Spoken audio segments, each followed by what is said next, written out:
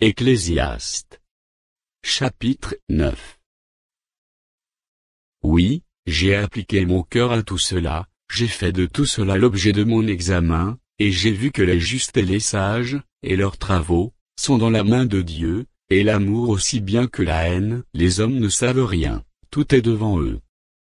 Tout arrive également à tous, même sort pour le juste et pour le méchant, pour celui qui est bon, et pur et pour celui qui est impur, pour celui qui sacrifie et pour celui qui ne sacrifie pas, il en est du bon comme du pécheur, de celui qui jure comme de celui qui craint de jurer.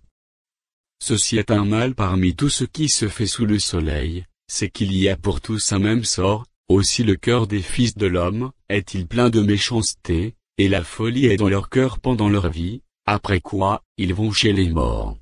Car, qui est excepté? Pour tous ceux qui vivent il y a de l'espérance, et même un chien vivant vaut mieux qu'un lion mort.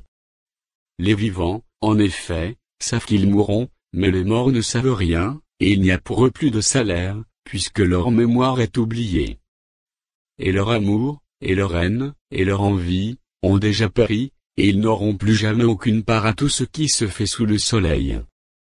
Va, mange avec joie ton pain, et bois gaiement ton vin, car dès longtemps Dieu prend plaisir à ce que tu fais. Quand tout temps tes vêtements soient blancs, et que l'huile ne manque point sur ta tête.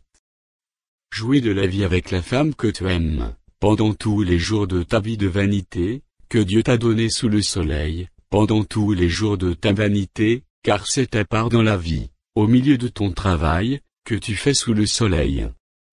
Tout ce que ta main trouve à faire avec ta force, fais-le, car il n'y a ni œuvre, ni pensée, ni science, ni sagesse, dans le séjour des morts, où tu vas. J'ai encore vu sous le soleil, que la course n'est point aux agiles, ni la guerre aux vaillants, ni le pain aux sages, ni la richesse aux intelligents, ni la faveur aux savants, car tout dépend pour eux du temps et des circonstances. L'homme ne connaît pas non plus son heure, pareil aux poissons qui sont pris au filet fatal, et aux oiseaux qui sont pris au piège, comme eux, les fils de l'homme sont enlacés au temps du malheur, lorsqu'ils tombent sur eux tout à coup. J'ai aussi vu sous le soleil ce trait d'une sagesse qui m'a paru grande. Il y avait une petite ville, avec peu d'hommes dans son sein, un roi puissant marcha sur elle, l'investit, et éleva contre elle de grands forts. Il s'y trouvait un homme pauvre et sage, qui sauva la ville par sa sagesse. Et personne ne s'est souvenu de cet homme pauvre. Et j'ai dit, la sagesse vaut mieux que la force. Cependant la sagesse du pauvre est méprisée, et ses paroles ne sont pas écoutées. Les paroles des sages tranquillement écoutées valent mieux que les cris de celui qui domine parmi les insensés.